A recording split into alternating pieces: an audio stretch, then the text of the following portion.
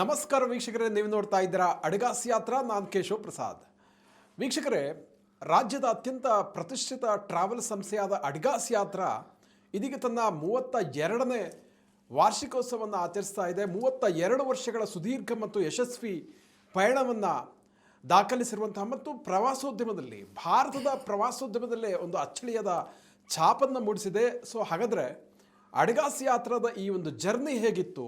ಕಳೆದ 32 ವರ್ಷಗಳಲ್ಲಿ ಅಡಿಗಾಸ್ ಯಾತ್ರಾದ ಮೂಲಕ ಲಕ್ಷಾಂತರ ಪ್ರವಾಸಿಗರು ದೇಶ ವಿದೇಶಗಳನ್ನು ಸುತ್ತಾಡಿದ್ದಾರೆ, ಅದರ ಎಂಜಾಯ್ಮೆಂಟನ್ನು ಅನುಭವಿಸಿದ್ದಾರೆ. ಸೊ ಹಾಗಾದರೆ ಅಡಿಗಾಸ್ ಯಾತ್ರಾದ ಹಿನ್ನೆಲೆ ಮತ್ತು ಅದರ ಈ ಜರ್ನಿ ಜೊತೆಗೆ ಅಡಿಗಾಸ್ ಯಾತ್ರಾದಲ್ಲಿ ಯಾಕೆ ಪ್ರವಾಸಿಗರು ಹೋಗಬೇಕು, ಯಾಕೆ ಅವರಿಗೆ ಯಾವ ರೀತಿಯ ಅನುಕೂಲಗಳಲ್ಲಿ ಸಿಗುತ್ತೆ ಇತ್ಯಾದಿ ಎಲ್ಲ ವಿಚಾರಗಳ ಬಗ್ಗೆ ಇವತ್ತಿನ ವಿಶೇಷ ಎಪಿಸೋಡ್ನಲ್ಲಿ ಅಡಿಗಾಸ್ ಯಾತ್ರಾದ ಸ್ಥಾಪಕರಾದ ಕೆ ನಾಗರಾಜ್ ಅಡಿಗಾ ಅವರೊಂದಿಗೆ ನಾವು ಸಾಕಷ್ಟು ಮಾಹಿತಿಗಳನ್ನು ಮತ್ತು ಒಳನೋಟಗಳನ್ನು ಮತ್ತು ಸ್ವಾರಸ್ಯಕರವಾದಂತಹ ಅನೇಕ ವಿಚಾರಗಳನ್ನು ಈ ಎಪಿಸೋಡ್ ನಾವು ತಿಳ್ಕೊಳ್ಳೋಣ. ಇದಕ್ಕಾಗಿ ನಮ್ಮ ಜೊತೆ ಇವತ್ತು ಸ್ವತಃ ನಾಗರಾಜ್ ಅಡಿಗಾ ಅವರೇ ನಮ್ಮ ಜೊತೆ ಇವತ್ತು ಬಂದಿದ್ದಾರೆ. ಕಾರ್ಯಕ್ರಮಕ್ಕೆ ಅವ್ರನ್ನ ವೆಲ್ಕಮ್ ಮಾಡೋಣ. ನಮಸ್ಕಾರ ಅಡಿಗಾ ಸರ್. ನಮಸ್ತೆ.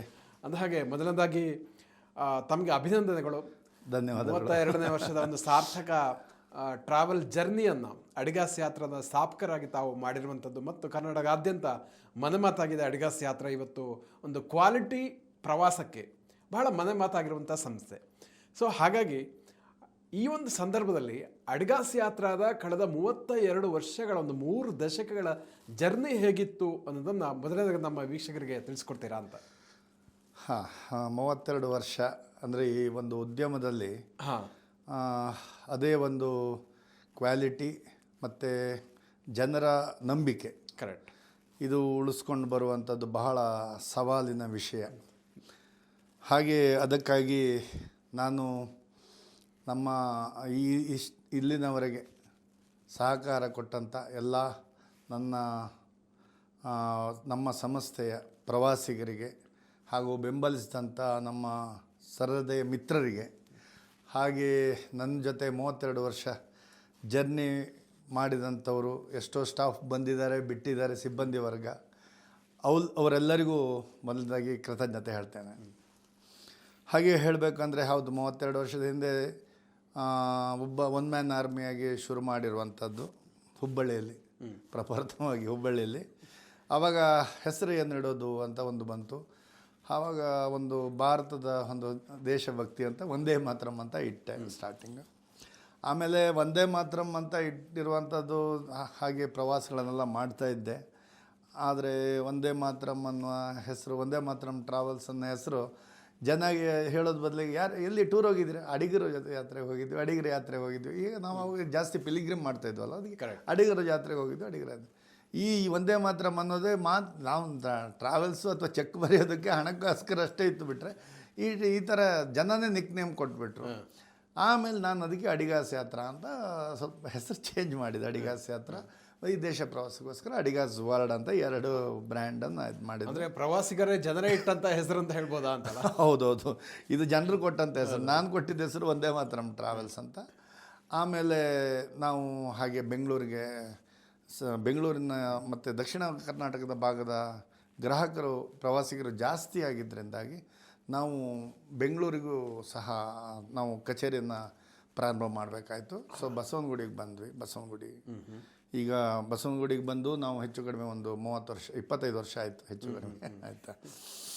ಆಮೇಲೆ ಹೇಳಬೇಕು ಅಂದರೆ ನಾವು ಪ್ರಾರಂಭದಲ್ಲಿ ನಾವು ಹೇಳಬೇಕಂದ್ರೆ ಹೆಚ್ಚಾಗಿ ಯಾತ್ರೆಗಳನ್ನೇ ಮಾಡ್ತಾಯಿದ್ವಿ. ಆವಾಗ ಕಾನ್ಸೆಪ್ಟು ಸ್ವಲ್ಪ ಹಿಲ್ ಸ್ಟೇಷನ್ ಎಲ್ಲ ಅಂದರೆ ಆ ಯಾತ್ರೆ ಜೊತೆಗೆ ಹಿಲ್ ಸ್ಟೇಷನ್ನ ಅನುಭವ ಮಾಡುವಂಥದ್ದು. ಎಕ್ಸಾಂಪಲ್ ಕ್ಷೇತ್ರಗಳಿಗೆ ಜೊತೆಗೆ ಅಲ್ಲಿನ ಸಮೀಪದ ನೋಡುವಂಥದ್ದು. ಎಕ್ಸಾಂಪಲ್ ನೀವು ಚಾರ್ಧಾಮ್ ಯಾತ್ರೆಗೆ ಹೋಗುವಾಗ ಮಸೂರಿ ನೋಡ್ಕೊಂಡು ಹೋಗುವಂಥದ್ದು.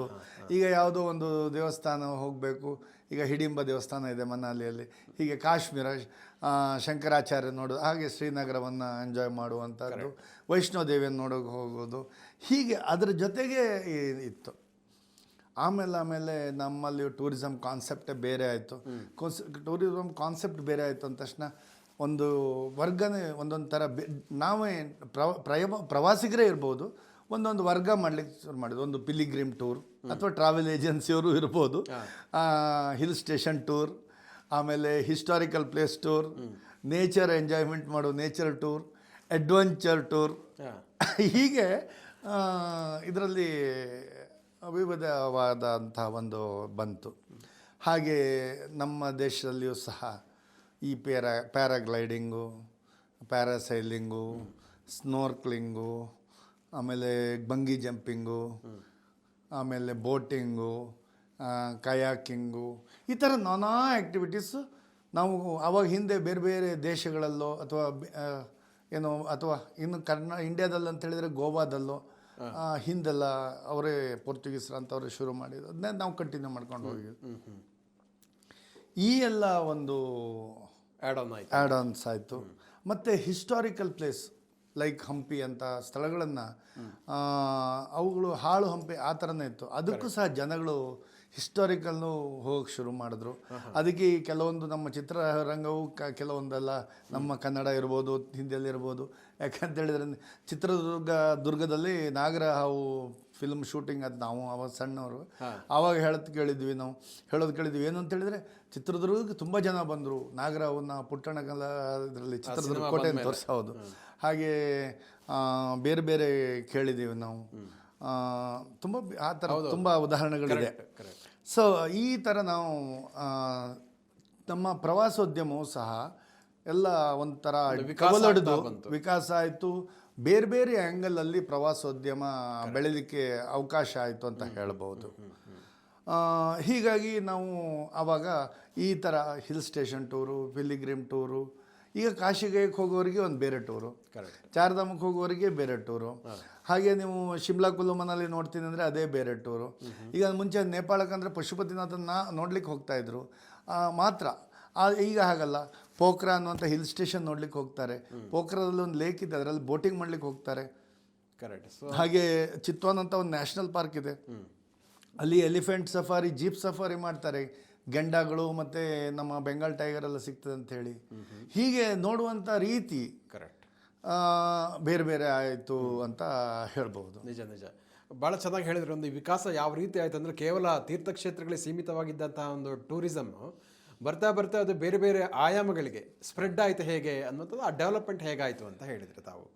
ಸೊ ಜೊತೆಗೆ ಹಾಗಾದರೆ ಆ್ಯಸ್ ಅಪ್ ನಾವು ಈಗ ಅಡಿಗಾಸ್ ಯಾತ್ರಾದಲ್ಲಿ ಯಾವ ರೀತಿಯ ಒಂದು ಟೂರಿಸಂ ಪ್ಯಾಕೇಜ್ಗಳಿದೆ, ಎಷ್ಟು ತಾಣಗಳಿಗೆ ಹೋಗ್ಲಿಕ್ಕೆ ಅವಕಾಶಗಳು ಪ್ರವಾಸಿಗರಿಗೆ ಸಿಗುತ್ತೆ ಅಂತ ಹೇಳ್ತಾರೆ? ತುಂಬ ಒಳ್ಳೆ ನಿಮ್ಮದು ಕ್ವಶನ್ ಇದೆ ಇದು. ನಾವು ಹಿಂದಿನ ಪರಂಪರೆಯನ್ನು ಬಿಟ್ಟಿಲ್ಲ. ಯಾಕೆಂತ ಹೇಳಿದರೆ ಹಿಂದೆ ಏನಾಗ್ತಾಯಿತ್ತು, ನಾವು ಕಿಚನ್ ಕಳಿಸಿ ಅಡುಗೆಯವ್ರನ್ನ ಕಳಿಸಿ, ಯಾಕೆ ಅಂತ ಈ ಗ್ರೂಪಿನ ಜೊತೆಗೆ ಆ ಟೂರ್ ಮಾಡ್ತಾಯಿದ್ರು. ಈ ಹೋಟೆಲ್ ಕಾನ್ಸೆಪ್ಟು ಇವೆಲ್ಲ ಬಹಳ ಕಡಿಮೆ ಇತ್ತು ಯಾತ್ರಾ ಆ ಟೈಮಲ್ಲಿ. ಮತ್ತು ಕೆಲವರಿಗೆ ಉತ್ತರ ಭಾರತಕ್ಕೆ ಹೋದರೆ ಅವರು ಸಾಸಿವೆ ಎಣ್ಣೆಯಲ್ಲಿ ಅಡುಗೆ ಮಾಡ್ತಾರೆ, ಇದು ಕೇರಳಕ್ಕೆ ಹೋದರೆ ಕೊಬ್ಬರಿ ಎಣ್ಣೆಯಲ್ಲಿ ಅಡುಗೆ ಮಾಡ್ತಾರೆ. ಹೀಗೆ ಬೇರೆ ಬೇರೆ ಒಂದು ಇರೋದ್ರಿಂದಾಗಿ ಏನಾದರೂ ಆಹಾರದ ವ್ಯತ್ಯಾಸ ಆದರೆ, ಯಾಕೆಂದರೆ ಈ ಥರ ನಮ್ಮ ಈಗ ಸಹ ಇವನ್ ಫುಡ್ ಇಂಡಸ್ಟ್ರಿ ತುಂಬ ಓಪನ್ ಆಗಿದೆ. ನಾವು ಬೆಂಗಳೂರಲ್ಲೋ, ಹುಬ್ಬಳ್ಳಿಯಲ್ಲೋ, ಮಂಗಳೂರಲ್ಲೋ ನೀವು ಯಾಕೆ ಉತ್ತರ ಭಾರತದ ಡಿಶಸ್ ಯಾಕೆ ಮೆಕ್ಡೊನಾಲ್ಡು, ಬರ್ಗರು, ಅದು ಇದು ಬಂದ್ಬಿಟ್ಟಿದೆ. ಹೌದಾ? ಆ ಕಾಲದಲ್ಲಿ ಹಾಗಿರಲಿಲ್ಲ. ಅವರಿಗೆ ಉತ್ತರ ಭಾರತ ಕಾಶಿಗೋ ಅಥವಾ ಬದ್ರಿಗೆ ಹೋದ್ರೂ ಇಡ್ಲಿನೋ, ದೋಸೆನೋ, ಪೊಂಗಲೋ ತಿನ್ನಬೇಕಂತ ಆಗ್ತಿತ್ತು. ಹಾಗಾಗಿ ಅಡುಗೆಯವ್ರನ್ನ ಕರ್ಕೊಂಡು ಹೋಗ್ತಾಯಿದ್ರು. ಹಾಗೆ ಹಿಂದೆಲ್ಲ ಅಂತ ರೂಮು ಆ ಥರದ ಫೆಸಿಲಿಟೀಸ್ ಇರಲಿಲ್ಲ, ಎಲ್ಲ ಡಾರ್ಮೆಟ್ರಿ ಸಿಸ್ಟಮ್ಮು ಈ ಥರನೇ ನಡೀತಾ ಇತ್ತು. ಈಗ ನಾವು ಸಹ ಆ ಪರಂಪರೆಯನ್ನು ಒಂದಷ್ಟು ಹಿರಿಯ ನಾಗರಿಕರು ಮತ್ತು ಕೆಲವೊಬ್ಬರಿಗೆ ಬೇಕಾಗ್ತದೆ ಅಂಥೇಳಿ, ಎಕ್ಸಾಂಪಲ್ ಹೇಳಬೇಕಂದ್ರೆ ನಾವು ಉತ್ತರ ಭಾರತ ಪ್ರವಾಸಿಗಳಿಗೆಲ್ಲ ಆದರೆ ಏನಂತ ಹೇಳಿದರೆ ಆ ಕಿಚನ್ ಸಿಸ್ಟಮ್ ಇಟ್ಟಿದ್ದೀವಿ. ಆದರೆ ವಸತಿ ವ್ಯವಸ್ಥೆ ಮತ್ತು ಪ್ರಯಾಣದ ವ್ಯವಸ್ಥೆಯಲ್ಲಿ ತುಂಬ ಬಹಳ ಬದಲಾವಣೆ ಮಾಡಿದ್ದೀವಿ. ಮುಂಚೆ ನಾವು ಹೇಳಿದಾಗೆ ಡಾರ್ಮೆಟ್ರಿ ಅಂತ ಹೇಳಿದ್ವಿ, ಈಗ ಎಲ್ಲ ನಾವು AC ರೂಮನ್ನೇ ಪ್ರೊವೈಡ್ ಮಾಡ್ತೀವಿ. ನಿಯರ್ಲಿ 3 ಸ್ಟಾರ್ ಕ್ಯಾಟಗರಿ ರೂಮೇ ಇರ್ತದೆ, ಅಂಥ ಕ್ವಾಲಿಟಿ ರೂಮನ್ನು ಎಲ್ಲೆಲ್ಲಿ ಸಾಧ್ಯವಿದೆ ಅದೆಲ್ಲ ಕೊಡ್ತಾ ಇದ್ದೀವಿ. ಹಾಗೆ ಇನ್ನೊಂದು ಹೇಳಬೇಕಂದ್ರೆ ಹಿಂದೆಲ್ಲ ನಾನ್ AC ಬಸ್ಸು ಅಂತ ಲಕ್ಸುರಿಯಸ್ ಎಲ್ಲ ಇರಲಿಲ್ಲ. ಈಗೆಲ್ಲ multi XL, 2x2 push back, luxury coaches ಕೊಡ್ತಾ ಇದ್ದೀವಿ. ಹಾಗೆ ಒಳ್ಳೆ ಮ್ಯಾನೇಜರು, ಗೈಡ್ ಇರ್ತಾರೆ. ಹಾಗೆ ಏನು ಹೇಳಿದರೆ ಈ ರೂಮ್ ವಿಷಯದಲ್ಲಿ ಮುಂಚೆ ಡಾರ್ಮೆಟ್ರಿ ಅಂದರೆ ನಿಮಗೆ ಎಲ್ಲ ಸ್ನಾನಕ್ಕಾಗಲಿ, ಆಮೇಲೆ ಇದಕ್ಕೆ ಊಟಕ್ಕೆಲ್ಲ ಸರಿಯಾದ ಟೇಬಲ್ ಗೀಬಲ್ ವ್ಯವಸ್ಥೆ ಇರ್ತಿಲ್ಲ, ನೆಲದ ಮೇಲೆ ಕೂತ್ಕೊಳ್ಬೇಕು. ಬಾತ್ರೂಮು ಅಷ್ಟೇ ಇಂಡಿಯನ್ ಟಾಯ್ಲೆಟು, ಅಥವಾ ಸ್ನಾನಕ್ಕೂ ಸಹ ಕಾಮನ್ ಬಾತ್ರೂಮು, ಬಿಸಿನೀರು ಸಿಗ್ತದೆ ಅಂತ ಗ್ಯಾರಂಟಿ ಇಲ್ಲ. ಈಗೆಲ್ಲ A C room, western toilets, ಆಮೇಲೆ ನಿಮಗೆ ಒಳ್ಳೆ ಇದು ಏನು ಬಾತ್ರೂಮ್ ಸಹ ಸೆಟ್ಟಿಂಗ್ ಇರೋದ್ರಿಂದ, ಆಮೇಲೆ ಹಾಟ್ ವಾಟರು ಎಲ್ಲ ಸಿಗೋದ್ರಿಂದಾಗಿ ಯಾತ್ರೆಯನ್ನು ಸಹ ಒಳ್ಳೆ ಎಂಜಾಯ್ ಮಾಡ್ಕೊತ ಮಾಡ್ಬೋದು. ಅದ್ರ ಜೊತೆಗೆ ನಮ್ಮ ಅಡಿಗಾಸ್ ಯಾತ್ರಾದ ಟೀಮು, ಈಗ ನೀವು ಕೇಳಿದ್ರಿ ಬೇರೆಯವರಿಗೂ ನಮಗೂ ಏನೋ ಡಿಫರೆನ್ಸ್ ಆಗಿದೆ ಅಂತೇಳಿ. ನಾವು ಅಡಿಗಾಸ್ ಯಾತ್ರಾ ಟೀಮ್ ಏನು ಹೇಳಿದ್ರೆ, ನಾವು ಕಿಚನ್ ಗ್ರೂಪ್ ಆದ್ರೂ ನಾವು ನಮ್ಮದೇ ಆದಂಥ, ನಾವೇ ಯಾರಿಗೂ ಕಾಂಟ್ರಾಕ್ಟ್ ಕೊಡೋದಾಗಲಿ ಏನೂ ಮಾಡೋದಿಲ್ಲ. ನಮ್ಮದೇ ಅಡುಗೆ ಭಟ್ರು ಇದ್ದಾರೆ ನಮ್ಮಲ್ಲಿ, ಅವರೇ ಅಡುಗೆ ಮಾಡುವಂಥದ್ದು. ನಾವೇ ನಮ್ಮ ಟೂರ್ ಮ್ಯಾನೇಜರ್ಗಳೇ ತರಕಾರಿ ಆಗಲಿ ಅಥವಾ ಅವರಿಗೆ ಬೇಕಾಗಿರುವಂಥ ಹಾಲು ಮೊಸರು ಏನೋ ವ್ಯವಸ್ಥೆ ಇದೆ, ನಾವೇ ಮಾಡೋದ್ರಿಂದಾಗಿ ಕ್ವಾಲಿಟಿ ಜಾಸ್ತಿ ಆಗ್ತದೆ. ಹಾಗಂತ ಬೇರೆಯವರು ಊಟ ಕೊಡ್ತಾರೆ, ಆದರೆ ಅವರು ಹೆಚ್ಚಾಗಿ ಕಾಂಟ್ರಾಕ್ಟ್ ಕೊಡ್ತಾರೆ ಅಂತ ನಾನು ಕೇಳಿದ್ದೇನೆ. ನಾವು ಹಾಗಲ್ಲ, ನಮ್ಮ ಆವಾಗ ಕ್ವಾಲಿಟಿಯಲ್ಲಿ ನಾವು ಯಾವುದೇ ರೀತಿಯ ಕಾಂಪ್ರಮೈಸ್ ಇರೋದಿಲ್ಲ. ಊಟ ತಿಂಡಿ ಅದನ್ನು ಕೆಲವರೆಲ್ಲ ಹೇಳೋದನ್ನು ಕೇಳಿದ್ದೀವಿ ನಾವು, ಅಡಿಗಾಸ್ಗೆ ಊಟಕ್ಕೆ ಹೋಗಬೇಕು, ತುಂಬ ಅಚ್ಚುಕಟ್ಟಾಗಿರ್ತದೆ, ಯಾವುದೇ ರೀತಿಯ ಹೆಲ್ತ್ ಇಶ್ಯೂಸ್ ಆಗುವುದಿಲ್ಲ ಅಂತೇಳಿ ಅದನ್ನು ಕೇಳಿದೆ. ಅಲ್ಲ, ಇವನು ಅಡಿಗಾಸ್ ಯಾತ್ರಾದ ಯೂಟ್ಯೂಬ್ ನೋಡೋರಿಗೆ ಖಂಡಿತ ನೋಡಿರ್ತಾರೆ ಆಲ್ರೆಡಿ. ಇದು ರೀಲ್ಸ್ ನಾವು ತುಂಬ ಹಾಕ್ತಾ ಇರ್ತೀವಿ. ಸೊ ಅದರಲ್ಲಿ ಇಲ್ಲಿ ಕಾಶಿ ಪ್ರಯಾಗದಲ್ಲೂ ಕೂಡ ನಿಮಗೆ ಕೋಸಂಬರಿ ಇರ್ಬೋದು, ದಕ್ಷಿಣ ಭಾರತದ ಇಡ್ಲಿ ವಡೆ ಏನು ಬೇಕು ಏನಿಲ್ಲ ಅಂತ ಅದು ನೋಡಿದಾಗನೇ ಹೋಗ್ಬೇಕು ಅಂತ ಅನ್ಸುತ್ತೆ. ಕಾಶಿ ಯಾತ್ರಾ ಅಂತ ಹೇಳಿದರೆ ಅಡಿಗಾಸ್ ಯಾತ್ರೆಗೆ ಇನ್ನೂ ಒಂದು ಹೆಸರು ಕೊಟ್ಬಿಟ್ಟಿದ್ದಾರೆ ಜನ, ಕಾಶಿ ಯಾತ್ರಾ ಅಂತೇಳಿ. ಕಾಶಿ ಗಯಕ್ಕೆ ಹೋಗಬೇಕು ಅಂತ ಹೇಳಿದರೆ ಏನಂತೇಳಿದರೆ ಅಲ್ಲಿ ಈ ಪೂಜೆಯ ವಿಧಾನಗಳು, ಯಾವುದೇ ಸಂಸ್ಕಾರ, ಪಿತೃಕಾರ್ಯ ಮುಂತಾದ ವ್ಯವಸ್ಥೆಗಳನ್ನು ನಾವು ಕನ್ನಡ ಬಲ್ಲಂತಹ ಅಚ್ಚುಕಟ್ಟಾಗಿ ನಿರ್ವಹಿಸುವಂಥವ್ರು. ಮತ್ತು ಒಂದು ಏನು ಮಾರ್ಕೆಟಲ್ಲಿ ಹೇಗೆ ವ್ಯವಸ್ಥಿತ ದರ ಅಂತ ಇರ್ತದಲ್ಲ, ಆ ಒಪ್ಪಿಗೆ ಆಗುವಂಥ ದರದಲ್ಲಿ ಮಾಡುವಂಥವ್ರನ್ನು ನಾವು ನೇಮಕ ಮಾಡಿರ್ತೀವಿ. ಎರಡನೇದಾಗಿ ಏನಂದರೆ, ನೀವು ಕಾಶಿಯಲ್ಲಿ ಅಥವಾ ಗಯಾದಲ್ಲೆಲ್ಲ ಹೋದವ್ರಿಗೆ ಅವರು ಪಿತೃಕಾರ್ಯ ಎಲ್ಲ ಮಾಡಿರ್ತಾರೆ, ವೇಣಿದಾನ ಪಿತೃಕಾರ್ಯ ಎಲ್ಲ ಮಾಡ್ತಾರೆ. ಅವರಿಗೆ ಏನಂದರೆ ನಾನು ಅದೇ ಥರ ಅಂದರೆ ಫೀಲಿಂಗ್ ಊಟದ ವಿಷಯದಲ್ಲೂ, ಈಗ ಪಿತೃಕಾರ್ಯ ಅಂದರೆ ವಡೆ ಬೇಕು, ವಡೆ ಪಾಯಸ ಎಲ್ಲ ಇದ್ರೆ ಒಂದು ಪಿತೃಕಾರ್ಯ ಅಂತ. ಆ ದಿನ ನಾವು ಅದೇ ಥರದ ಒಂದು ಸಾತ್ವಿಕ ಆಹಾರವನ್ನು ಮಾಡ್ತೇವೆ. ಕೋಸಂಬರಿ, ಪಲ್ಯ, ವಡೆ, ಪಾಯಸ, ಹೋಳಿಗೆ, ಈ ಸುಕ್ಕಿನ ಉಂಡೆ ಅಂತೀವಲ್ಲ, ರವೆ ಲಾಡು, ಈ ಥರದ್ದೇ ಎಲ್ಲ ನಾವು ಊರಲ್ಲಿ ಯಾವ ರೀತಿ ನೀವು ಪದ್ಧತಿ ಪ್ರಕಾರ ಮಾಡಿದ್ರೆ ಅದನ್ನೇ ಅಲ್ಲೇ ಕೂಡ ಮಾಡ್ಬೋದು. ಹೌದು. ಮತ್ತು ಪಿತೃಕಾರ್ಯವನ್ನು ಮಾಡುವಂಥ ಇದು ವಿಧಿವಿಧಾನಗಳು ಮಾಡುವಂಥದ್ದು ಕರ್ನಾಟಕದವರೇ ಆಗಿದ್ದರಿಂದ, ಅವರು ಕನ್ನಡದಲ್ಲಿ ಹೇಳೋದ್ರಿಂದ ಇವರಿಗೂ ಸಹ ಎಲ್ಲ ಅರ್ಥ ಆಗ್ತದೆ. ತರ್ಪಣ ಬಿಡುವುದಾಗಲಿ, ಬೇರೆ ಯಾವುದೇ ಒಂದು ಇದಿರಲಿ. ಹಾಗೆ ನಾವು ಬೋಟಿಂಗ್ ಎಲ್ಲ ಮಾಡೋದಕ್ಕೂ ಅದಕ್ಕೂ ಎಲ್ಲ ಒಳ್ಳೆ ವ್ಯವಸ್ಥೆ ಮಾಡಿರ್ತೀವಿ. ದೇವಸ್ಥಾನ ದರ್ಶನಕ್ಕೆಲ್ಲ ನಾವು ನಮ್ಮ ಮ್ಯಾನೇಜರ್ ಮತ್ತು ಲೋಕಲ್ ಮ್ಯಾನೇಜರ್ ಇರ್ತಾರೆ, ಜೊತೆಗೆ ಲೋಕಲ್ ಗೈಡ್. ಸೊ ಅದರಿಂದಾಗಿ ಸುಲಲಿತವಾಗಿ ಎಷ್ಟು ಬೇಗ ಆಗ್ತದೆ ಅಷ್ಟು ಬೇಗ ಒಂದು ಒಳ್ಳೆಯ ದರ್ಶನ ಆಗಲಿಕ್ಕೆ ಒಂದು ವ್ಯವಸ್ಥೆ ಆಗ್ತದೆ. ಅದಕ್ಕೆ ಅಡಿಗಾಸ್ ಯಾತ್ರಾ ಅಂತ, ಕಾಶಿ ಯಾತ್ರಾ ಅಂತ ಕೆಲವರು ಕರೀತಾರೆ. ಹಾಗೆ ನಾವು ಬೇರೆ ಬೇರೆ ಸ್ಥಳಗಳಲ್ಲಿಯೂ ಸಹ, ರಾಜಸ್ಥಾನ್, ಗುಜರಾತ್, ಮಧ್ಯಪ್ರದೇಶ್ ಎಲ್ಲ ಕಡೆಯೂ ನಾವು, ಇವನ್ ನೇಪಾಳಕ್ಕೂ ಸಹ, ಉತ್ತರ ಈ ಕಡೆ ಅಸ್ಸಾಂ, ಅರುಣಾಚಲ, ಸೆವೆನ್ ಸಿಸ್ಟರ್ ಆಗಲಿ ಎಲ್ಲದಕ್ಕೂ, ಇವನ್ ಕಾಶ್ಮೀರಕ್ಕೂ ಕೆಲವರು ನಮ್ಮಲ್ಲೇ ಬರ್ತಾರೆ ಅಡುಗೆ ಇರುವಂಥ ಟೂರ್. ಯಾಕೆ ಅಂತೇಳಿದರೆ, ಕಾಶ್ಮೀರ ಅಂತೇಳಿದರೆ ಗೊತ್ತಿರ್ತದೆ ಜನಗಳಿಗೆ, ಗೊತ್ತಿದೆ ಸ್ವಲ್ಪ ಅಲ್ಲಿ ಇವು ಬೇರೆ ಹಿಂದೂಗಳು ಅಡುಗೆ ಸಿಗ್ತದೋ ಇಲ್ಲವೋ, ವೆಜಿಟೇರಿಯನ್ ಅವರಿಗೆ ಕಷ್ಟ ಆಗ್ತದೆ ಅಂಥೇಳಿ ನಮ್ಮ ಪ್ಯೂರ್ ಕಿಚನ್ ಇದು ವೆಜಿಟೇರಿಯನ್ ಇರುವಂಥ ಕಿಚನ್ ಗ್ರೂಪಿಗೂ ಸಹ ಹೋಗೋರು ಇದ್ದಾರೆ. ಇದು ಒಂದು ನಮ್ಮ ಅಂದರೆ ಆ ಥರ. ಇನ್ನೊಂದು ಏನಂದರೆ ಫಿಕ್ಸೆಡ್ ಡಿಪಾರ್ಚರ್ ಅಂತ ಹೇಳಿ, ಈಗ ನಾನು ನಿಮಗೆ ಮುಂಚೆ ಏನು ಹೇಳಿದರೆ ಇತ್ತೀಚೆಗೆ ಜನ ಉತ್ತರ ಭಾರತದ ತಿಂಡಿಯನ್ನು ಸವಿಲಿಕ್ಕೆ ಹೋಗ್ತಾರೆ. ವೀಕೆಂಡಲ್ಲಿ ಎಲ್ಲ ಅಭ್ಯಾಸ ಆಗಿದೆ, ರೋಟಿ, ಕರಿ, ಇನ್ನು ಚೈನೀಸ್, ಮಂಚೂರಿಯನ್ಸು, ಆಮೇಲೆ ಕೆಲವರು ಹೌದು, ಆಮೇಲೆ ಕೆಲವರು ಅಲ್ಲಿಗೆ ಹೋಗ್ತಾರೆ, ಇಲ್ಲ ಆರ್ಡ್ರ್ ಮಾಡ್ಕೊಳ್ತಾರೆ ಪಿಜ್ಜಾ ಎಲ್ಲ ಮನೆಗೆ. ಸೊ ನಾವು ಸಹ ಎಕ್ಸ್ಪ್ಲೋರ್ ಆಗ್ತಾ ಇದ್ದೀವಿ, ಪಾಸ್ತಾ ಇರ್ಬೋದು, ಬರ್ಗರ್ ಇರ್ಬೋದು, ಇದೆಲ್ಲ. ಹಾಗಾಗಿ ಸೊ ಕೆಲವರು ಲೋಕಲ್ ಫುಡ್ಡು ಅಂದರೆ ಅವ್ರಿಗೆ ಅಭ್ಯಾಸ ಇರ್ತದಲ್ಲ, ನಾವು ಲೋಕಲ್ ಫುಡ್ಡು ಟ್ರೈ ಮಾಡ್ತೀವಿ ಅಂಥೇಳಿ ಅದನ್ನು ಸಹ ಆಪ್ಟ್ ಮಾಡ್ಕೊಂಡು ಫಿಕ್ಸೆಡ್ ಡಿಪಾರ್ಚರ್ ಅಂತ ಒಂದು ಡೇಟನ್ನು ನಿರ್ದಿಷ್ಟವಾಗಿ ನಾವು ಒಂದು ದಿನಾಂಕವನ್ನು ನಿಗದಿ ಮಾಡ್ತೀವಿ. ಆ ದಿನಾಂಕದಂದು ಅವರಿಗೆ ಡಿಪಾರ್ಚರ್ ಮಾಡ್ತೀವಿ. ಅವರು ಒಳ್ಳೆ ಸ್ಟಾರ್ ಕ್ಯಾಟಗರಿ ಹೋಟೆಲಲ್ಲಿ ಇರ್ತಾರೆ, ಅವರು ಎಷ್ಟು ಜನ ಇದ್ದಾರೆ ಆ ವೆಹಿಕಲ್ ಸೈಜಿಗೆ ಇದಿರ್ತದೆ.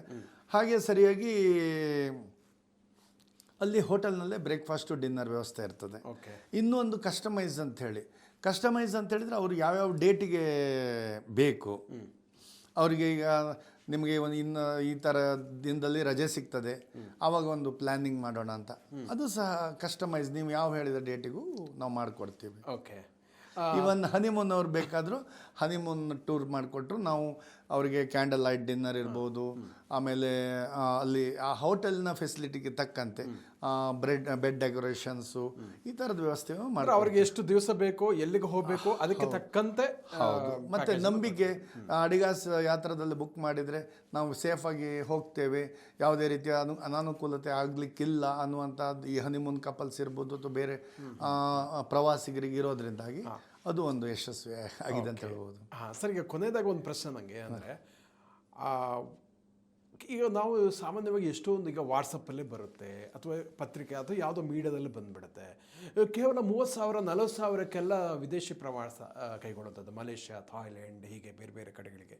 ಸೊ ಇದು ನಿಜಕ್ಕೂ ಸಾಧ್ಯ ಆಗುತ್ತಾ? ಅಡಿಗಾಸಿಗೆ ಮತ್ತು ಬೇರೆ ಟ್ರಾವೆಲ್ ಏಜೆನ್ಸಿಗೆ ಇರುವಂಥ ವ್ಯತ್ಯಾಸ ಏನು ಅಂತ ಹೇಳ್ತೀರಾ? ಓಕೆ, ಹೌದು. 30,000 40,000 ವಾಟ್ಸಪ್ಪಲ್ಲಿ ಅಲ್ಲಿ ಇಲ್ಲಿ ಬರ್ತಾ ಇರ್ತದೆ. ಥೈಲ್ಯಾಂಡಿಗೆ 30,000 40,000 ಅಂಥೇಳಿ ಅವ್ರು ಮಾಡೋದಿಲ್ಲ ಅಂತ ನಾನು ಹೇಳ್ತಾ ಇಲ್ಲ, ಆದರೆ ಕ್ವಾಲಿಟಿ ಕೊಡಲಿಕ್ಕೆ ಸಾಧ್ಯನೇ ಇಲ್ಲ. ಯಾಕೆ ಅಂತ ಹೇಳಿದರೆ ನೋಡಿ, ಯಾವುದೇ ರೀತಿಯ ನಾವು ಅಡಿಗಾಸ್ ಯಾತ್ರದಿಂದ ನಾವು ಪ್ಯಾಕೇಜ್ ಮತ್ತು ಏರ್ ಟಿಕೆಟನ್ನ ಬೇರೆ ಬೇರೆ ಇಟ್ಟಿರ್ತೀವಿ. ಪ್ಯಾಕೇಜ್ ಮತ್ತು ಏರ್ ಟಿಕೆಟ್ಗೆ ನಾವು ಸೇರಿಸೋದಿಲ್ಲ. ಯಾಕೆಂತ ಹೇಳಿದರೆ ಈ ಪ್ಯಾಕೇಜಿಗೆ ಅದನ್ನು ಸೇರಿಸಿದವಾಗ ಒಂದು ವೇಳೆ ಒಂದು ಫಿಕ್ಸ್ ಆಗಿರ್ತದೆ ಒಂದು ರೇಟು ಅಂಥೇಳಿ, ಆವಾಗ ಏರ್ ಟಿಕೆಟ್ ಪ್ರೈಸ್ ಹೈ ಹೋದವಾಗ ನಾನು ಈ ಪ್ಯಾಕೇಜನ್ನು ಲೋ ಕ್ವಾಲಿಟಿ ಕಡಿಮೆ ಮಾಡಲೇಬೇಕಾಗ್ತದೆ. ಯಾವುದೇ ಬ್ರ್ಯಾಂಡೆಡ್ ಹೋಟೆಲ್ ಆಗಲಿ, ಬ್ರ್ಯಾಂಡೆಡ್ ಇದಾಗಲಿ, ಯಾರೂ ರೇಟು ಡಿಸ್ಕೌಂಟು ಅಥವಾ ಏನೂ ಕೊಡೋದಿಲ್ಲ. ಸುಮ್ಮನೆ ನಾವು ಹೇಳ್ತೀವಿ ಅಷ್ಟೇ. ಎಕ್ಸಾಂಪಲ್ ಹೇಳಬೇಕು ಅಂದರೆ, ಈ ಕ್ವಾಲಿಟಿ ಡೌನ್ ಮಾಡಿ ಈಗ ಏನಾಗ್ತದೆ ಅಂತ ಹೇಳಿದರೆ ಇವರು 3 ಸ್ಟಾರು ಅಂತ ಹೇಳ್ತಾರೆ. ಅದು ಆ್ಯಕ್ಚುಲಿ 3 ಸ್ಟಾರೇ ಆಗಿರೋದಿಲ್ಲ. ಒಂದನೇದಾಗಿ ಹೇಳುವಾಗ 3 ಸ್ಟಾರ್ ಹೋಟೆಲ್ನವನು ಹೇಳ್ತಾನೆ, ಅಲ್ಲಿ ಗೂಗಲಲ್ಲಿ 3 ಸ್ಟಾರು ಅಂತ ಹಾಕ್ಬೋದು. 3 ಸ್ಟಾರನ್ನು 4 ಸ್ಟಾರು ಮಾಡ್ಬೋದು, 4 ಸ್ಟಾರನ್ನು 3 ಸ್ಟಾರು ಮಾಡ್ಬೋದು. ಆದರೆ ಕ್ವಾಲಿಟಿ ಇರೋದಿಲ್ಲ, ವೆರೈಟಿ ಆಫ್ ಬ್ರೇಕ್ಫಾಸ್ಟ್ಸ್ ಇರೋದಿಲ್ಲ, ಮಸ್ಟ್ ಸಿ ಸೈಟ್ ಸೀಯಿಂಗ್ ಇರೋದಿಲ್ಲ. ಈ ಥರ ಎಲ್ಲ ಈ ಅವ್ಯವಸ್ಥೆ ಇದ್ದಾವಾಗ ಅಲ್ಲಿ ಹೋದ್ಮೇಲೆ ಅದಕ್ಕೆ ಎಕ್ಸ್ಟ್ರಾ ಇದಕ್ಕೆ ಎಕ್ಸ್ಟ್ರಾ. ನಾವು ಹೆಚ್ಚಾಗಿ ಇಂಟರ್ನ್ಯಾಷನಲ್ ಟೂರಲ್ಲಿ 2 ಲೀಟ್ರ್ ವಾಟರ್ ಬಾಟಲ್ ಫ್ರೀ ಕೊಡ್ತೀವಿ, 2 ಬಾಟಲ್ ವಾಟರ್ ಬಾಟ್ಲು. ಹೀಗೆ ಇದೆಲ್ಲ ಕಾಂಪ್ಲಿಮೆಂಟ್ರಿ ಇರುತ್ತೆ. ಅದನ್ನು ನೀವು ಅಲ್ಲಿ ತಗೊಳ್ಳೋಕೆ ಹೋದಾಗ ಅದಕ್ಕೆ 100 ರೂಪಾಯಿ ಆಗ್ತದೆ ಅಲ್ವಾ? ಹೀಗೆ ಪ್ರತಿಯೊಂದು ಆ್ಯಡ್ ಆನ್ಸ್ ಆಗ್ತಾ ಹೋಗ್ತದೆ. Must C site seeing. ಮತ್ತು ನೀವು ಊಟ ಅಂತ ಹೇಳಿದರೆ ಒಂದು ಅನ್ನ ಸಾಂಬಾರು ಊಟ ಆಗ್ತದೆ, ಅನ್ನ ಸಾಂಬಾರು ಪಲ್ಯ ಅಥವಾ ರೋಟಿ ಚಪಾತಿ ಎಲ್ಲ ಸೇರಿದರೂ, ಸ್ವೀಟು ಎಲ್ಲ ಸೇರಿದರೂ ಊಟ ಆಗ್ತದೆ. ಸೊ ಊಟನೇ. ನಾನು ಈ ಅನ್ನ ಸಾಂಬಾರು ಮಾತ್ರ ಅಲ್ಲ, ಈ ರೋಟಿ ಚಪಾತಿ ಅಂತ ಹೇಳಿದ ಲಕ್ಸುರಿ ಊಟ ಕೊಡಬೇಕು ಅಂತ ಹೇಳುವಂಥದ್ದು. ಯಾಕೆಂದರೆ ನಮ್ಮ ಟೂರಿಸ್ಟು ಎಲ್ಲರೂ ಒಂದು ಪ್ರವಾಸಕ್ಕೆ ಹೋಗೋದು ಏನಕ್ಕೆ, ಎಂಜಾಯ್ ಮಾಡಲಿಕ್ಕೆ, ಮತ್ತು ಯಾವುದೇ ಹ್ಯಾಸಲ್ ಫ್ರೀ ಆಗಿರಬೇಕು, ನಾನು ಟೆನ್ಷನ್ ಫ್ರೀ ಆಗಿರಬೇಕು, ಒಂದು 5 ರೂಪಾಯಿ ಜಾಸ್ತಿ ಆದರೂ ಚಿಂತೆ ಇಲ್ಲ ಅಂತ ಬರುವಂಥ ಗ್ರಾಹಕರು ನಮ್ಮಲ್ಲಿ ಬರ್ತಾರೆ. ಎರಡನೇದಾಗಿ ಹೇಳಿದರೆ, ಯಾವುದೇ ಆದರೂ ನೋಡಿ, ಯಾವುದೇ ಒಂದು ಅಂಗಡಿ ಮುಂದೆ, ನೀವು ಬಟ್ಟೆ ಅಂಗಡಿ ಮುಂದೆ ಹೋಗ್ತೀರಾ ಅಂತ ಇಟ್ಕೊಳ್ಳಿ, ಯಾವುದೋ ಪೀಟರ್ ಇಂಗ್ಲೆಂಡೋ ವ್ಯಾನಸ್ಸನ್ನೋ ಯಾವುದೋ ಒಂದು ಇರುತ್ತೆ, ಅಲ್ಲಿ ಎದುರುಗಡೆ ಅಥವಾ ಬಾಟದ ಯಾವುದೋ ಒಂದು ಚಪ್ಪಲಿ ಅಂಗಡಿ ಮುಂದೆ 40% ಆಫ್ ಅಂತ ಹಾಕಿರ್ತಾನೆ. ಹೌದಾ? ನೀವು ಅಂಗಡಿ ಒಳಗಡೆ ಹೋಗ್ದ ತಕ್ಷಣ ನೀವು ಕೇಳ್ತೀರಿ, ನಿಮಗೆ ಒಂದು ಕೋಟು ಅಥವಾ ಟೇಸ್ಟ್ ಆಯಿತು, ಇದು ಇಷ್ಟ ಆಯಿತು, ಇದು ಕೇಳಿದ್ರೆ, ಸರ್ ಇದಕ್ಕಿಲ್ಲ, ಇದು ನ್ಯೂ ಅರೈವಲ್ ಸರ್, ನಿಮಗೆ ಕೊಡ್ತಿರೋದು ಹಿಂದ್ಗಡೆ ಇರೋ ಬಟ್ಟೆನ. ಯಾಕೆ ಅಂತ ಹೇಳಿ ಅಲ್ಲಿ ಗೋಡನಲ್ಲಿ ಅವ್ರಿಗೆ ಬಾಡಿಗೆ ಕಟ್ಟೋದೆಲ್ಲ ವೇಸ್ಟ್ ಆಗ್ತದೆ ಅಂತೇಳಿ ನಿಮಗೆ ಸಾಗಾಗ್ಲಿಕ್ಕೋಸ್ಕರ ಇದು ಮಾಡ್ತಾರೆ. ಸೊ ಅಲ್ಲಿಯೂ ಸಹ ನೋಡಿ, ನ್ಯೂ ಅರೈವಲ್ಸು ಹೊಸದಾಗಿದ್ದದಕ್ಕೆ ಅಥವಾ ಒಳ್ಳೆ ಪ್ರಾಡಕ್ಟಿಗೆ ಅವ್ನು ಡಿಸ್ಕೌಂಟ್ ಕೊಡೋದಿಲ್ಲ. ಯಾರು ಡಿಸ್ಕೌಂಟ್ ಯಾಕೆ ಕೊಡ್ತಾರೆ? ಹಾಗಾದರೆ ಅವರು ಪ್ರಾಡಕ್ಟಲ್ಲೇ ಲೂಪ್ ಇರಬೇಕು. ನನ್ನ ಸಂಸ್ಥೆಯಲ್ಲಿ ನಾವು ಡಿಸ್ಕೌಂಟ್ ಅಂತ ಕೊಡೋದಿಲ್ಲ. ನಾವು ರೇಟ್ ಚೇಂಜ್ ಆಗುವಾಗ ವರ್ಷ ನಾವು ಮಾರ್ಕೆಟಿಗೆ ತಕ್ಕಂತೆ ರೇಟ್ ಚೇಂಜ್ ಮಾಡಬೇಕಾಗತ್ತೆ. ಆವಾಗ ನಾವು 15 ದಿನ ಟೈಮು ಗ್ರಾಹಕರಿಗೆ ಹೇಳ್ತೀವಿ, ಅಥವಾ ಪೇಪರಲ್ಲಿ ಜಾಹೀರಾತನ್ನು ಕೊಡುವಾಗ ನಾವು ಹೇಳ್ತೀವಿ, ಹಳೆಯ ದಾರದಲ್ಲಿ ಈಗ ಪ್ರವಾಸ, ಇದು ಇನ್ನು 15 ದಿನದಲ್ಲಿ, ಕೆಲವು ದಿನಗಳಲ್ಲಿ ರೇಟ್ ಚೇಂಜ್ ಆಗ್ತದೆ ಅಂತ ಕಸ್ಟಮರಿಗೆ ನಾವು ಡೈರೆಕ್ಟ್ ಹೇಳಿ ಸೇಲ್ ಮಾಡ್ತೇವೆ. ಯಾಕೆ ನಾವು ಡಿಸ್ಕೌಂಟು ಯಾವುದೇ ಆದರೂ ನೋಡಿ, ನೀವು ಈ ಬಟ್ಟೆದು ಹೇಳಿದೆ, ಇವಾಗ ಕಾರ್ನವರು ಹಾಕಿರ್ತಾರೆ. ಕಾರ್ನವರು ಏನು, ಈಗ ಹಳೆದ 2025 ಮೇಕ್ನ 30% ಆಫ್ ಟೊಯೋಟಾ ದಿಸ್ ಕಾರ್ ಅಂತ. ಅದೇ ನೀವು 26 ಮೇಕ್ ಕೇಳಕ್ಕೆ ಹೋದರೆ, ಸರ್ ಇದಕ್ಕಿಲ್ಲ ಸರ್, 25 ಮೇಕಿಗಿದೆ ಅಂತ. ಯಾಕೆಂದರೆ ಅವ್ರು ಗೋಡೌನ್ ಖಾಲಿ ಆದರೆ ಸಾಕು ಅಂತೇಳಿ. ಹಾಗೆ ನಮ್ಮ ಟ್ರಾವೆಲ್ಸ್ನವ್ರಲ್ಲಿ ಅವ್ರ ಸರ್ವಿಸಲ್ಲಿ ಅಥವಾ ಅವರಿಗೆ ಯಾಕೆ ಡಿಸ್ಕೌಂಟ್ ಕೊಡ್ತಾರೆ? ಯಾರು ಡಿಸ್ಕೌಂಟ್ ಕೊಡ್ತಾರೆ? ಏರ್ಲೈನ್ಸ್ ಅವ್ರು ಡಿಸ್ಕೌಂಟ್ ಕೊಡೋದಿಲ್ಲ, ಹೋಟೆಲ್ನವ್ರು ಡಿಸ್ಕೌಂಟ್ ಕೊಡೋದಿಲ್ಲ, ನೀವು ಹೋಟೆಲ್ ಕ್ಯಾಟಗರಿನೇ ಡೌನ್ ಮಾಡಬೇಕು. 4 ಸ್ಟಾರ್ ಹೋಟೆಲ್ ಬದಲಿಗೆ 3 ಸ್ಟಾರ್ ಕೊಟ್ಟರೆ ರೇಟ್ ಡೌನ್ ಆಗ್ತದೆ. ಹೌದೌದು. ಫುಡ್ಡು ಅಷ್ಟೇ, ನೀವು ರೆಸ್ಟೋರೆಂಟಿಗೆ ಹೋಗ್ತೀರಿ, ಏನೋ ಒಂದು 5% ಹೀಗೆಲ್ಲ ಕೊಡ್ಬೋದು. ನೀವು 30,000ಗೆ 40,000ಗೆ ನಾವು ಥೈಲ್ಯಾಂಡ್ ಕೊಡ್ತಾರೆ ಅಂತ ಹೇಳಿದರೆ ಕರೆಕ್ಟ್. ಅದು ಅವರವ್ರ ಭಾವಕ್ಕೆ ಅವರವ್ರ ಭಕ್ತಿಗೆ. ಹಾಗಾದರೆ ಏನು ಮಾಡ್ಬೋದು ಈ ರೇಟನ್ನು? ನಾನು ಪ್ರಶ್ನೆ ಅದೇ ಆಗಿತ್ತು ಆ್ಯಕ್ಚುಲಿ. ನೀವು ಯಾಕೆ ವ್ಯತ್ಯಾಸ ಅಂತ ಹೇಳಿದ್ರಿ, ದರದಲ್ಲಿ ಯಾಕೆ ವ್ಯತ್ಯಾಸ, ಯಾಕೆ ಕ್ವಾಲಿಟಿಯಲ್ಲಿ ಕಾಂಪ್ರಮೈಸ್ ಆಗಲ್ಲ, ಸೊ ಆ ಕಾರಣಕ್ಕೋಸ್ಕರ ಆಗುತ್ತೆ ನನಗೆ ಆ ಥರ. ಹೌದು ಹೌದು, ನಾನು ಹೇಳಿದಾಗೆ ನಮ್ಮ ಸಂಸ್ಥೆಗೆ ನಮಗೆ ಕ್ವಾಲಿಟಿ ಅಲ್ಲಿ ಡೌನ್ ಆಗಲಿಕ್ಕೆ ಇಂಟ್ರೆಸ್ಟ್ ಇಲ್ಲವೇ ಇಲ್ಲ. ನಾನು ಈ ಥರದ್ದು ತುಂಬ ನೋಡಿದ್ದೇನೆ. ನಮ್ಮಲ್ಲಿ ಒಬ್ಬರು ಹೀಗೆ ಯುರೋಪ್ ಟೂರ್ ಕೇಳ್ಕೊಂಡು ಹೋದರು. ನಮ್ಮದು ಅವರಿಗೂ ಒಂದು 30,000-40,000 ಡಿಫ್ರೆನ್ಸ್ ಬಂತಂತೆ ಬೇರೆ ಟ್ರಾವೆಲ್ಸ್ಗೆ. 13 ದಿನ. ಓಕೆ, ಅವ್ರು ಹೋಗಿ ಬಂದರು, ಬೇರೆ ಟ್ರಾವೆಲ್ಸಲ್ಲಿ ಹೋಗಿ ಬಂದರು. ಅವರು ಆ್ಯಕ್ಚುಲಿ ಅವ್ರು ಹೋಗ್ತಿದ್ದಿಲ್ಲ, ಅವ್ರ ಫ್ರೆಂಡ್ಸ್ ಯಾರೋ 4 ಜನ ಹೇಳಿದ್ರಂತೆ, ಇಲ್ಲೇ ಹೋಗೋಣ ಈ ಸಲ ಅಂತ ಹೇಳಿದ್ರಂತೆ. ಆಯ್ತು, ಹೋಗಿ ಬಂದಮೇಲೆ ನಮ್ಮ ಟ್ರಾವೆಲ್ಸಿಗೆ ಬಂದರು ಅವರು. ಸಾರಿ, ನಾನು ನಿಮ್ಮಲ್ಲಿ ಹೋಗಲಿದ್ದು ಭಾಳ ಮಿಸ್ಟೇಕ್ ಮಾಡಿದೆ. ಏನಕ್ಕೆ ಅಂತ ಕೇಳಿದರು. ನಮ್ಮ ಆಫೀಸಲ್ಲಿ ನಮ್ಮ ಎಕ್ಸಿಕ್ಯೂಟಿವ್ ಕೇಳಿದರು. ಇಲ್ಲ ಸರ್, ನೀವು ಹೇಳಿದ್ರಿ, ಅಲ್ಲಿ ಹೋದ್ಮೇಲೆ ಗೊತ್ತಾಯಿತು ಐಫೆಲ್ ಟವರ್ ಅಂತ ಇತ್ತು, ಐಫೆಲ್ ಟವರಿಗೆ ಕರ್ಕೊಂಡು ಹೋಗಿದ್ದಾರೆ, ಆದರೆ ಕೆಳಗಡೆಯಿಂದ ತೋರಿಸಿದ್ರು. ನಿಮ್ಗೆ ಐಫೆಲ್ ಟವರ್ ತೋರಿಸಿದ್ನಲ್ಲ, ನಮ್ಮದು ಐಟ್ನರಿ ಇನ್ಕ್ಲೂಡ್ ಆಯಿತು, ಮುಗೀತು. ಗೋಪುರದ ಬುಡ ಮಾತ್ರ ಬುಡ ತೋರಿಸಿದ್ರು, ನಿಮಗೆ ಐಫೆಲ್ ಟವರ್ ಎಲ್ಲ ಆ್ಯಂಗಲಲ್ಲಿ ತೋರಿಸಿದ್ದೀನಲ್ಲ ದೂರದಿಂದ ಅಂತ ಹೇಳಿದಂತೆ. ಐಫೆಲ್ ಟವರಲ್ಲಿ ಇದು 2ನೇ ಡಿಸ್ಕ್ಗೆ ಹೋಗಬೇಕಂದ್ರೆ ಅದಕ್ಕೆ ತುಂಬ ಕಾಸ್ಟ್ಲಿ ಇದದು. ಟಾಪ್ ಡೆಸ್ಕಿಗೆ ಹೋಗ್ಬೇಕಂದ್ರೆ ಅದಕ್ಕೆ ಹೇಳಬೇಕಂದ್ರೆ ಆಯ್ತಪ್ಪ ನಾನು ಬಂದಿದ್ದೀನಿ ಹೋಗ್ತೀನಿ ಅಂದರೆ, ಇಲ್ಲ ಟೈಮ್ ಈಸ್ ಓವರ್. ಕರೆಕ್ಟ್. ಇದು ಈ ಥರ ಆಗ್ತದೆ. ಎಷ್ಟು ಪ್ರವಾಸಿಗರಿಗೆ ಆವಾಗ ಹತಾಶೆ ಆಗ್ಬೋದು. ಅಲ್ಲೇ 10,000 ರೂಪಾಯಿ ಹೋಯ್ತು. ಇವರು 20-30,000 ನಮ್ದು ಹೇಳಿದ್ರಲ್ಲ, ನಾವು 20-30,000 ಅಂತದ್ದು 40,000ನೇ ಇರಲಿ. ನೋಡಿ ಸರ್, 40,000 ನಾವು 13 ದಿನಕ್ಕೆ ತೊಗೊಳ್ತೀವಿ. 13 ದಿನಕ್ಕೆ 40,000 ಜಾಸ್ತಿ ಅಂತ ಇಟ್ಕೊಳ್ಳೋಣ, ನಾನು ಒಪ್ಕೊಳ್ತೇನೆ. ಆದರೆ ನಾವು ಪರ್ ಡೇ ಎಷ್ಟಾಯಿತು? 2-3 ಸಾವಿರ ರೂಪಾಯಿ. 2-3 ಸಾವಿರ ನೀವು ಯಾಕೆ ರೂಪೀಸಲ್ಲಿ ಕ್ಯಾಲ್ಕುಲೇಟ್ ಮಾಡ್ತೀರಾ? ನೀವು ಹೋಗಿದ್ದು ಯುರೋಪಿಗೆ, ಯೂರೋಲ್ಲಿ ಕ್ಯಾಲ್ಕುಲೇಟ್ ಮಾಡಿ. 2-3 ಸಾವಿರ ಅಂದರೆ 20 ಯೂರೋ. 20 ಯೂರೋಗೆ ನೀವು ಇಂಥ ಒಳ್ಳೊಳ್ಳೆ ಮಸ್ಟ್ ಸಿ ಪ್ಲೇಸಸ್ಸು, ಆಮೇಲೆ ಯಾವತ್ತೂ ಹೋಗಲ್ಲ ಅಲ್ಲಿಗೆ. ಹಾಂ, ಹೋಗ್ಬೇಕಂದ್ರೆ ಮತ್ತೆ ನೀವು ವೀಸಾ ರೆಡಿ ಮಾಡಬೇಕು, ಬೇಕಾದಷ್ಟಿದೆ. ಆಮೇಲೆ ಊಟದ ವ್ಯವಸ್ಥೆಯಲ್ಲೂ ಹಾಗೆ ಆಯಿತು. ಮತ್ತೊಂದು ಹೇಳಿದರು, ಇಲ್ಲೇ ಹೇಳಿದ್ರಂತೆ 3 ಸ್ಟಾರ್ ಹೋಟೆಲ್ಲು ಅಂತೇಳಿ. ನಾವು ಬ್ರ್ಯಾಂಡೆಡ್ 4 ಸ್ಟಾರ್ ಹೋಟೆಲ್ ಕೊಡ್ತೀವಿ ಬಿಡಿ. ಅಲ್ಲಿ ಹೋದ್ಮೇಲೆ ನೋಡಿದರೆ ಯೂತ್ ಹಾಸ್ಟೆಲಲ್ಲಿ ಮಲಗಿಸಿದಾರಂತೆ. ಅಲ್ಲ, ಈಗ ನಾವು ಯಾಕೆ ಈ ಥರದ್ದು ಟೂರು ಮಾಡಿಕೊಳ್ಬೇಕು? ನಾವು ಹೋಗೋದು ಲೈಫಲ್ಲಿ ಒನ್ಸ್. ಇದೇನು ನಮ್ಮ ಮನೆ ದೇವರು ಅಲ್ಲ, ವಾರ ತಿಂಗಳು ಹೋಗಲಿಕ್ಕೆ. ಲೈಫಲ್ಲಿ ಒಂದ್ಸಲ ಹೋಗೋದು, ಅದು ದಟ್ ಶುಡ್ ಬಿ ಒಂದು ಇದಾಗಿರಬೇಕು, ಮೆಮೊರೇಬಲ್ ಟ್ರಿಪ್ ಆಗಿರಬೇಕು. ಮತ್ತು ಮಸ್ಟ್ ಸಿ ಪ್ಲೇಸಸ್ಸನ್ನು ಯಾವತ್ತೂ ಬಿಡಬಾರ್ದು. ನಾವು ಅದಕ್ಕೆ ಯಾವುದೇ ರೀತಿಯಲ್ಲಿ ರೇಟು ಅದು ಇದು, ನನಗೆ ಭಾಳಷ್ಟು ಸೀಟುಗಳು ಹೋಗಿದೆ. ಆದರೆ ಆ ಟೂರಿಗೆ ಹೋಗಿದ್ದಾರೆ, ಆಮೇಲೆ ಮತ್ತೆ ಆಗಿ ಬಂದು ಅವರು ಮೊನ್ನೆ 3 ಟೂರ್ ಮಾಡಿದ್ರು ಅದ್ರ ಮೇಲೆ. ಆಯಿತಾ, ಅವ್ರು ಹೇಳಿದರು, ನಮ್ಮ ಫ್ರೆಂಡ್ಸ್ ಯಾವ ಟ್ರಾವೆಲ್ಸ್ಗೆ ಹೋಗಲಿ, ನಾನು ಲೈಫಲ್ಲಿ ಅಡಿಗಾಸಿಬಿಟ್ಟು ಮತ್ತೆ ಯಾವುದೂ ಟ್ರಾವೆಲ್ಸಿಗೆ ಹೋಗೋದಿಲ್ಲ ಅಂಥೇಳಿ. ಈ ಥರನೂ ಆಗ್ತದೆ. ನಾವು ಒಂದು ಸಲ ನೋಡಿದ್ವಿ, ಲಾಸ್ಟ್ ಇಯರು ನಾನು ಒಂದು ಸಲ ಇಟಲಿಯಲ್ಲಿ ಹೋದಾಗ ನಮ್ಮ ಮಂಗಳೂರಿನ ಯಾರೋ ಒಬ್ಬರು ಟೂರಿಸ್ಟು ಬಾಂಬೆ ಒಂದು ಟ್ರಾವೆಲ್ ಏಜೆನ್ಸಿಯಲ್ಲಿ ಬುಕ್ ಮಾಡ್ಕೊಂಡಿದ್ರು. ಆವಾಗ ಬಾಂಬೆ ಟ್ರಾವೆಲ್ ಏಜೆನ್ಸಿಗೂ ನಮಗೂ ಏನು ಡಿಫರೆನ್ಸ್ ಅಂತ ಅವರಿಗೆ ಗೊತ್ತಾಯಿತು. ಆಮೇಲೆ ಮೊನ್ನೆ ಅವರು ನಮ್ಮಲ್ಲಿ ಸಿಂಗಾಪುರ್ ಮಲೇಷ್ಯಾ ಟ್ರಾವೆಲ್ ಮಾಡಿದರು. ಯಾಕೆ ಅಂತ ಹೇಳಿದರೆ, ಅಲ್ಲಿ ಏನಾಯಿತು, ಇವರು ಬುಕ್ ಮಾಡಿದ್ದಾರೆ ಬಾಂಬೆ ಟ್ರಾವೆಲ್ಸಲ್ಲಿ, ಅಲ್ಲಿಗೆ ವೀಸಾಕ್ಕೆಲ್ಲ ಹೋಗಿದ್ರಂತೆ, ಅದು ಎಲ್ಲ ಖರ್ಚಾಯಿತು. ಆಮೇಲೆ ಅವರಿಗೆ ಅಲ್ಲಿ ಎಲ್ಲ ನಮ್ಮ ದೇಶದ ಯಾವ್ಯಾವ ಭಾಗದಿದೆ ಒಂದೇ ಫುಡ್ಡು, ಡಿಫ್ರೆನ್ಸೇ ಇಲ್ಲ. ನಮ್ಮ ಟೂರಿಸ್ಟು ಇಡ್ಲಿ, ಉತ್ತಪ್ಪ, ಪಲಾವು ಈ ಥರ ಅನ್ನ ಸಾರು ತರಿಸ್ಕೊಂಡು ತಿಂತಾ ಇದ್ದಾರೆ. ಇವರಿಗೆ ಅಲ್ಲಿ ಬಫೆ, ರೋಟಿ, ದಾಲು, ಅದೇ ಪನ್ನೀರು, ಅದೇ ಮಶ್ರೂಮ್, ಅದೇ ಮೆನು. ಇದೇ ಸೇಮ್ ಪ್ರಾಬ್ಲಮ್ ಆಯ್ತು ಅವರಿಗೂ ಸಹ. ಆ ಟೂರಿಸ್ಟ್ ಹೌದು, ಅವರಿಗೆ ನೋಡಿ ಬಾಯಲ್ಲಿ ನೀರು ಬರ್ತಾ ಇದೆ. ಅದೇ ರೊಟ್ಟಿ ಅದೇ ದಾಲ್ ತಿಂದು 10 ದಿನ ಆಯಿತು. ಈಗ ಎಷ್ಟು 1,000 ರೂಪಾಯಿ ಕೊಟ್ಟರು ನಾನು ತಿಂತೀನಿ ಅನ್ನೋ ಸ್ಟೇಜು. ಆ ಹೋಟೆಲಲ್ಲಿ ಲಿಮಿಟೆಡ್ ಅಗೇನ್ಸ್ಟ್ ಏನು ನಮ್ಮದು ಆರ್ಡ್ರ್ ಮೇಲೆ ಅವರು ಬುಕ್ಕಿಂಗ್ ಆಗುತ್ತೆ. ನಾವು ಬೆಳಿಗ್ಗೆನೇ ಆರ್ಡ್ರ್ ಕೊಡಬೇಕು, ಇಂಥದ್ದು ನಂಗೆ ಮೆನು ಬೇಕು ಅಂತ. ಆದಮೇಲೆ ಆವಾಗ ಇವ್ರು ಕೇಳಿದ್ದಾರೆ, ನಾನು ದುಡ್ಡು ಕೊಡ್ತೀನಿ, ನನಗೆ 1-2 ಇಡ್ಲಿ ಕೊಡಿ ಅಂದರೆ, ಸರ್ ನೀವು ವೆಯ್ಟ್ ಮಾಡಬೇಕು ಅವ್ರದ್ದು. ಯಾಕೆಂದರೆ ನಮ್ಮದು ಅನ್ಲಿಮಿಟೆಡ್ ಇದೆ. ಸೊ ಅವ್ರದ್ದು ಆದ ಮೇಲೆ, ಯಾಕಂದರೆ ಮತ್ತೆ ಈಗೇನು ಇಡ್ಲಿ ಮಾಡಲಿಕ್ಕೆ ಆಗೋದಿಲ್ಲ, ಅವರು ಆಗಿ ಇಡ್ಲಿ ಉಳಿದ್ರೆ ನಿಮಗೆ ಕೊಡ್ತೀನಿ ಅಂತ ಹೇಳಿದರು. ಆದರೆ ಅವ್ರಿಗೇನಾಯಿತು, ಅಗೇನ್ ಟೈಮ್.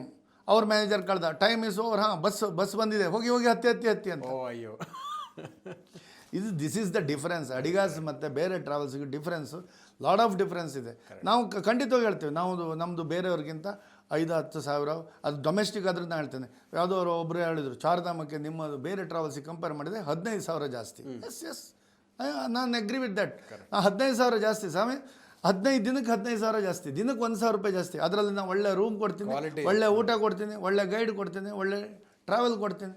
ಎಲ್ಲದಕ್ಕೂ 200 ರೂಪಾಯಿ ಸೇರಿಸಿ ನೀವು 1,000 ರೂಪಾಯಿ ಮುಟ್ಟಿ ಹೋಯ್ತು. ಯಾಕೆ ಹೋಗೋದೆಲ್ಲ ಒಂದೊಂದು ಸರ್ವಿಸಿಗೆ ಅಂಥೇಳಿ. ಅವಿಸ್ಮರಣೀಯವಾದಂಥ ಪ್ರವಾಸ ಆಗಬೇಕಲ್ಲ ಹೋದಾಗ. ಹೌದು, ನಾವು ಅದಕ್ಕೆ ಹೇಳ್ತೀವಿ. ನೀವು ಮತ್ತೆ ಯಾವುದೇ ದೇಶಕ್ಕೆ ಹೋಗೋದಾದರೂ ನೀವು ರೇಟನ್ನು, ಈ ಯಾವುದೇ ಒಂದು ಟ್ರಾವೆಲ್ಸ್ನವ್ರು ರೇಟ್ ಫಿಕ್ಸ್ ಮಾಡಿದರೆ ನೀವು ರುಪೀಸ್ ದೃಷ್ಟಿಯಿಂದ ನೋಡಲೇಬೇಡಿ. ಮತ್ತು ಇನ್ನೊಂದಿರ್ತದೆ, ನಾವು ಸ್ವಲ್ಪ ಬಡದ ಯಾವುದೋ ಒಂದು ದೇಶ ಅಂತ ಇಟ್ಕೊಳ್ಳಿ, ಇಂಡೋನೇಷ್ಯನೋ ಅಥವಾ ಯಾವುದೋ ದೇಶಕ್ಕೆ, ಅಲ್ಲಿ ಕರೆನ್ಸಿ ಕಡಿಮೆ ಅಲ್ಲ, ನಿಮಗೆ ಭಾಳ ತುಂಬ ಚೀಪ್ ಆಗೋದಿಲ್ಲ. ಯಾಕೆ ಕೇಳಿದರೆ ಆ ಥರದ ಹೋಟೆಲ್ಲು, ಆ ಥರದ ಊಟ ಸೆಲೆಕ್ಟ್ ಮಾಡಿದರೆ ಕಡಿಮೆಯಲ್ಲಾಗ್ತದೆ. ನೀವು ಅಗೈನ್ ಇಂಟರ್ನ್ಯಾಷನಲ್ ಬ್ರ್ಯಾಂಡ್, ಒಳ್ಳೆ 4 ಸ್ಟಾರ್ ಹೋಟೆಲ್ ಅಂತ ಹೇಳಿದ್ರೆ ಇದು ಆಲ್ ಓವರ್ ದಿ ವರ್ಲ್ಡ್ ಸ್ವಲ್ಪ ರೇಟ್ ಹೆಚ್ಚಾಗಿ ಇದ್ದೇ ಇರ್ತದೆ. ಸ್ವಲ್ಪ ಕಡಿಮೆ ಇರ್ಬೋದು, ಇವನ್ ಬಾಲಿಯೋ ಅಥವಾ ನೋಡಿ ಎಕ್ಸಾಂಪಲ್ ಸಿಂಗಾಪುರಕ್ಕೆ ಹೋಲಿಸಿದರೆ ಮಲೇಷ್ಯಾದ ಸ್ವಲ್ಪ ಕಡಿಮೆ ಬರ್ತದೆ, ಮಲೇಷ್ಯಾಕ್ಕೆ ಹೋಲಿಸಿದರೆ ಥೈಲ್ಯಾಂಡ್ ಸ್ವಲ್ಪ ಕಡಿಮೆ ಬರ್ಬೋದು. ಆದರೆ ನೀವು ಬ್ರ್ಯಾಂಡೆಡ್ ಆಗಿ ಹೋಗುವಾಗ ತುಂಬ ಡಿಫ್ರೆನ್ಸ್ ಬರೋದಿಲ್ಲ.